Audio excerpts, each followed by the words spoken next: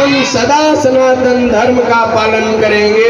हम सदा सनातन धर्म का पालन करेंगे। हम अपने राम कृष्ण महादेव जी का पूजन करेंगे।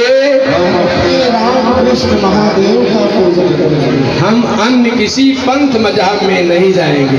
हम किसी अन्य पंथ मजहब में नहीं जाएंगे। जयकारा वीर बजरंगे।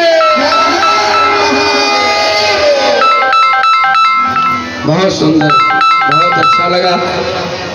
और ये आगामी कार्यक्रम में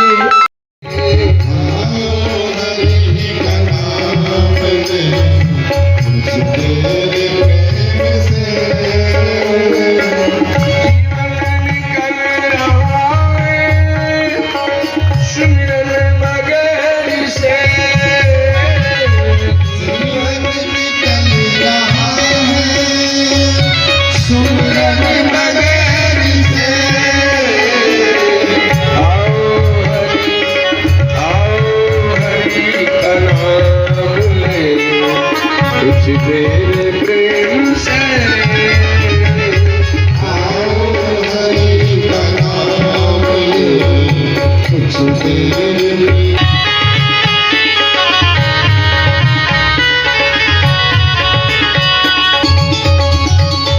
सीता बहुत है थोड़ा, मंगना प्रभु से जोड़ा।